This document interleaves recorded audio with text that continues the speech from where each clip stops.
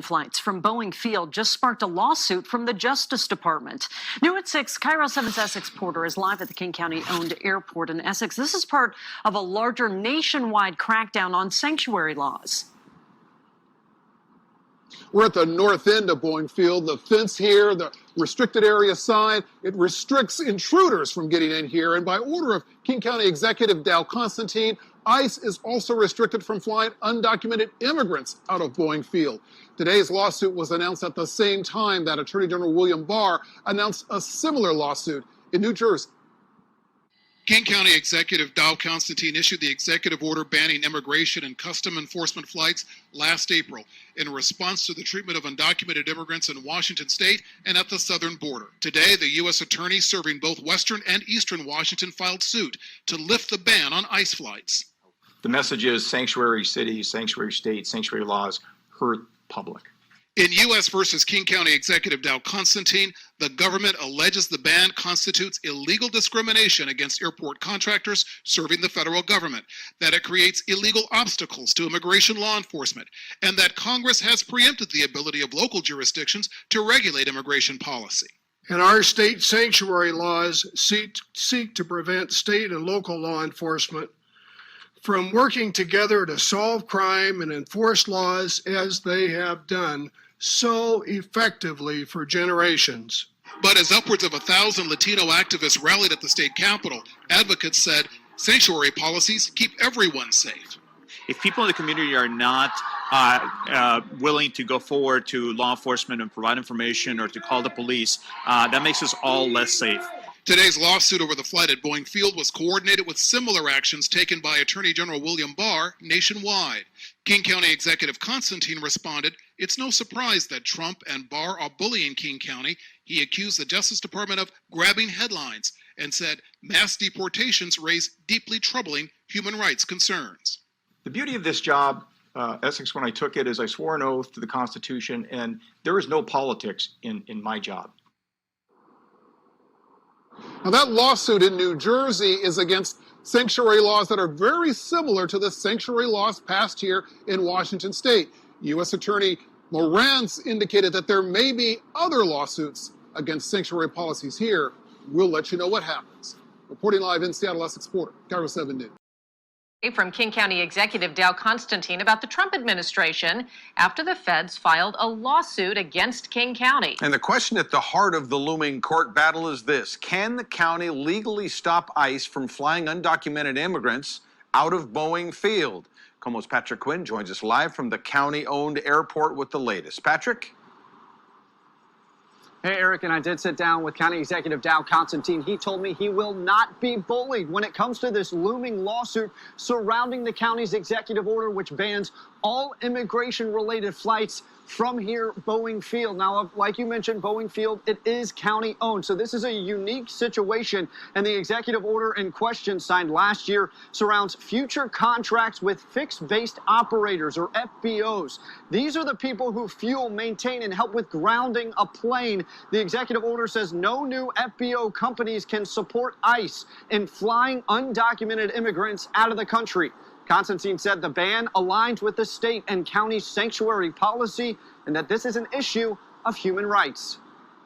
I think the controversy around the airport is fairly unique around the country because of the way in which Boeing Field came into county ownership many decades ago. But the fact is that they are trying to make an example of us in order to intimidate other local governments, cities, counties, and in fact state governments who disagree with the Trump administration policy and are not willing to voluntarily cooperate in their political agenda. We're simply not going to take it. We will fight them in court. We believe we're on solid ground, and we believe we're on solid moral ground as well. According to the UW Center for Human Rights, roughly 35,000 people were deported by ICE from Boeing Field from 2010 to 2018. Federal officials argued in the filing that the government has the right to use the airport to shuttle immigration detainees, but can't because of this policy, which they say is illegal. Now, this is just the beginning of what looks to be a very long court battle, what could very well end up in Supreme Court. Executive Constantine said he's in it for the long haul, for the implications both locally and what we could see across the country. Live from Boeing Field, Patrick Quinn, KOMO News. The acting head of U.S. Customs and Border Protection supports the DOJ taking a hard line on sanctuary cities. Mark Morgan says the inability of federal agents to get information about the arrest of undocumented immigrants undermines the work of the 9/11 Commission. It suggested an increase in shared intelligence among law enforcement and government agencies. Any policy that sets us back of a couple of decades of work that impedes our ability to get that information to do our job? Absolutely. Morgan also said cities or counties with sanctuary laws are less safe than other places. Tonight, only on 7, a local Muslim religious leader says he was humiliated during an international flight home. He says he was kicked off the plane and questioned by Border Patrol officers. The 7 Action News reporter Simon Shaykhat explains the group coming to his defense and demanding answers. After almost 12, 13 hours of flight. When I came here, soon as we landed, they opened the gate and they mentioned my name. For Imam Mohammed Ali Elahi of the Islamic House of Wisdom in Dearborn Heights, it was an experience he describes as frustrating and humiliating. On a return flight from attending a peace conference in South Korea last Thursday, he says he was ordered off the plane and led to an area for questioning by Customs and Border Protection officers. They scanned everything that I had, whether my emails or Facebook. From there, Imam Elahi says all his possessions were searched, including his cell phone, for which he voluntarily provided his password. And he was made to answer a variety of questions as his family waited for him for several hours. Founder of the Arab American Civil Rights League, Nabiya Yad, says it's a clear case of profiling and prejudice, which is why he's now asking for an investigation into what happened. For him to be treated in this fashion, it offended me. You can only imagine how worse off somebody is, the average folk that's in this community. The Imam says after he was questioned for several hours by federal agents, he then asked them why he was being detained. But he says he never got a straight answer. It is really disappointing, a betrayal of all of the values. So what happened to that civil rights? We reached out to a spokesman for Customs and Border Protection who confirms the Imam was questioned but would not discuss details of the situation. He would only say standard procedures and protocols were followed, and the Imam cooperated fully. But Elahi says is a U.S. citizen who came from Iran more than 30 years ago and spent his entire life advocating for peace in the community. This entire ordeal has left him extremely hurt. From Dearborn Heights, Simon Shaykhat, 7 Action News. And a bill changing how Florida hires is on the line this afternoon. Lawmakers, they're reviewing whether to require all employers to use the E-Verify system to crack down on the hiring of undocumented workers. Capitol reporter Forrest Saunders joining us. Welcome back this afternoon. A bill changing how Florida hires is on the line this afternoon. Lawmakers, they're reviewing whether to require all employers to use the E-Verify system to crack down on the hiring of undocumented workers. Capitol reporter Forrest Saunders joining us live from outside the committee meeting there in Tallahassee where this bill is set to be discussed. Forrest, what can you tell us about it?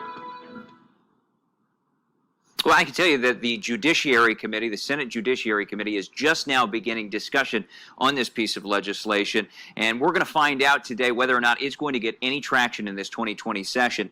It's a major legislative goal of Governor Ron DeSantis requiring public and private employers to register with E-Verify and check the immigration status of new hires. Now, supporters are saying this bill is going to increase public safety, bring more fairness to citizen job seekers. Though Republicans have a majority in both chambers, the Senate seems a little hesitant to support this measure. Opponents believing the change would lead to short-term job shortages in travel and ag industries, potentially costing employers billions. Despite that, though, we did speak with the bill's co-sponsor recently. He was telling us he's confident the measure is going to make it to Ron DeSantis. Republicans have also proposed a watered-down version of this legislation, which would only require the use of E-Verify for public employers. Committees have yet to discuss that one and schedule it for a committee discussion. So we'll have to see what happens there. there. And we'll have to see what happens in this committee today for that big brother of a bill that would in fact impact all employers, because we have to wrap up at 5 o'clock today. It's the end of this committee meeting, so they could very well table the thing, and we might not get a vote today, but we'll be standing by to see what happens there. That's the latest here in Tallahassee. I'll send it back to the desk. An immigration forum held in Gravesend on Tuesday after a man living here in our borough was shot by ICE agents last week. News 12 Brooklyn's Hannah Klieger joins us now from the Church of St. Simon and Jude with this story. Necesitamos una investigación porque Carmen Cruz, mother of Eric Diaz Cruz, calling for justice for her son who was shot by ICE agents on Thursday. Necesitamos que se haga una investigación correcta. We need there to be investigations, and we need an investigation into why Eric was isolated and was not allowed to speak to his family. On Tuesday, support for their family continues as Diaz Cruz is now out of the hospital. He was shot as immigration and customs enforcement officers were attempting to arrest his mother's boyfriend, Gaspar Avendando Hernandez, who was undocumented. We want communities to remain calm, to know their rights, to reach out to 311 if they need any support or need legal assistance. But what is clear is that our communities are under attack. His mother thanking those who have been by their side since last week. On Thursday, protests erupted outside Maimonides Medical Center as many in the community expressed their anger at ICE agents and the president's administration. ICE officials claim agents were physically assaulted while attempting to arrest Avendando Hernandez. There are certain people who haven't been vocal on this issue. We're going to call upon them to do so. And in addition to that, we're asking that you make a contribution to some of the medical expenses. Supporters of the families say they now have enormous medical bills to deal with and a long path ahead to heal. These are very difficult financial times for situations that happen right now. There are medical bills that need to be paid. There are legal expenses. And Gaspar, he is currently detained. He can't work. He's a hard-working man that right now cannot provide for the family. In Gravesend, Hannah Klieger, News 12, Brooklyn.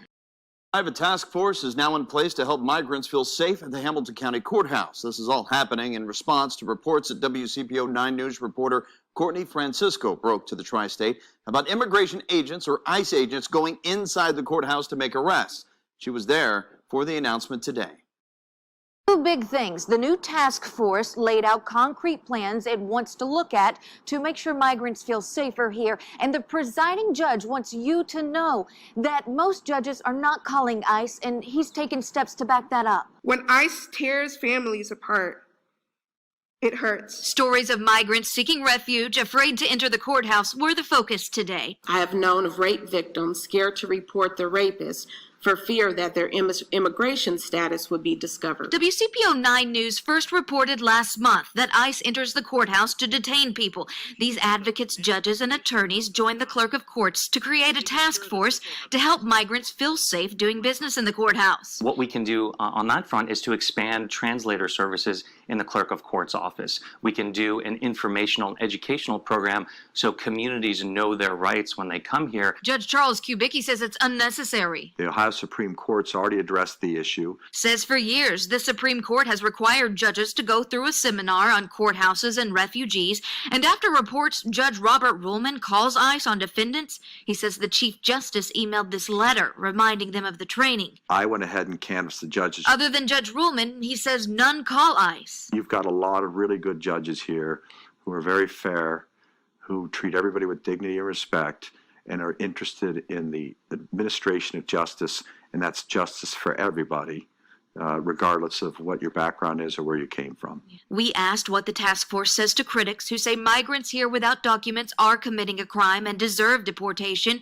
Leaders tell me that's not criminal, it's civil, and it's legal to seek asylum. And so if you have a perception in the courthouse that both victims and witnesses don't feel comfortable coming to prosecute their claims, then what you have is violent criminals out on the streets. ICE sent me a statement saying oftentimes a courthouse is the safest place an agent can go to detain a person. And I have that full statement on our website, WCPO.com. Just click on this story. Reporting in downtown Cincinnati, Courtney Francisco, WCPO 9 News.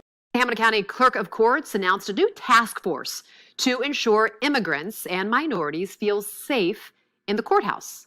Fox 19 Now's Chris Riva was there. Chris, This, I think, is a topic across the country, don't you think? It is right now. It is political, and today we spoke to both sides about it. And it begins, Tricia, with this. Stems from reports that immigration officials have actually entered the courthouse and arrested illegal immigrants and they were there for official court business. Now, today, Aftab Purival joined the Immigration and Refugee Law Center along with Catholic Charities, also a local judge, announcing that they are forming this task force, arguing that immigrants feel targeted at courthouses across the country and here in Hamilton County, and that individuals are just simply showing up for court. Hearing from our immigrant communities, from folks, everyday folks who just need to get work done here in the courthouses, is that this chilling effect is real, that they don't necessarily feel welcome or safe here. And that's a problem. That's a problem for all of us to fix. It's certainly a problem for my office to delve into because, again, my priority is access to justice. We've seen a big increase in the last few years has been the rise of collateral arrests when we see immigration enforcement action. So it's not just ICE going into the courthouse and taking one person that they might have a warrant for or who has an outstanding order of removal, but then also they will stop and question other people, and other people will get arrested as well. Let's talk a little bit about what Emily Brown's talking about there. Collateral arrests, as she called them. Widely debated now. Aftab Purival admitting to me that the group has no idea how many immigrants or if illegal immigrants have been detained at the Hamilton County Courthouse or arrested at the Hamilton County Courthouse. He stated flatly that there is only one judge that he believes that contacts ICE officials to alert them that there are illegal immigrants within his court. That judge, Robert Ruhlman, who we spoke to today. I spoke to him right after the task force announcement. He told me that he does call ICE officials regularly, has done it for years if there's an illegal immigrant in his courtroom charged with a crime.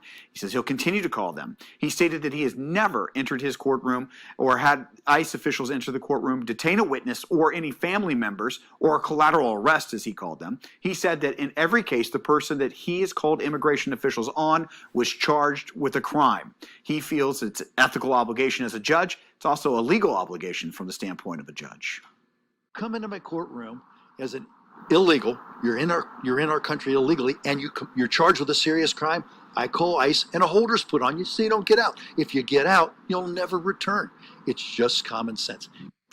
Now, to reiterate what Ruhlman was telling me, he said that he has never had ICE officials in his court, which is what Aftab Purival is after, trying to find out if that has happened in Hamilton County. He said that he has never seen an arrest or someone detained physically in his court. It's usually once they get to the court and go to jail from his court. So, Tricia, this is a passionate issue for both sides. It's also a hot issue politically right now.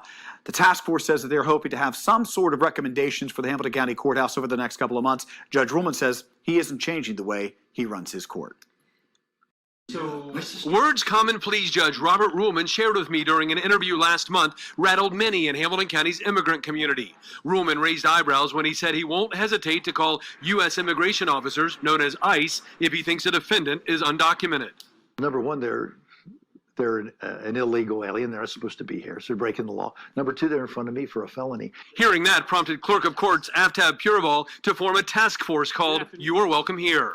Whether you're a witness, a victim, or someone who just needs to pay a moving violation, the courthouse should be welcoming to all. Purival and other task force members, including a municipal judge, says Ruhlman's revelation is pushing some immigrants away from the justice system. What we're hearing from our immigrant communities, from folks, everyday folks who just need to get work done here in the courthouse, is that this chilling effect is real, that they don't necessarily feel welcome or safe here. And that's a problem. That's a problem for all of us. If there is no witness, there is no case. And the end result is violent perpetrators on our street to prey upon vulnerable people, citizens and non-citizens alike.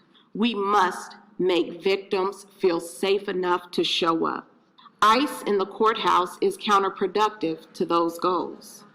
Now, the task force will review steps judicial bodies across the country have taken to address the way ICE agents can arrest undocumented immigrants inside a courthouse. Purival said he hopes political leaders in Columbus will pass laws designed to make immigrants feel safe when they're called to be a witness or testify during a legal proceeding. Todd Dykes, WWT News 5.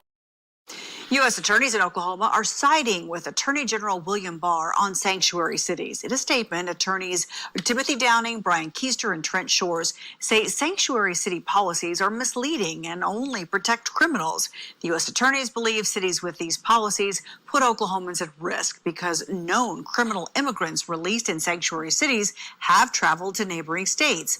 The statement ends with the attorneys saying that they support Oklahoma's immigrant communities and they look forward to improving public safety.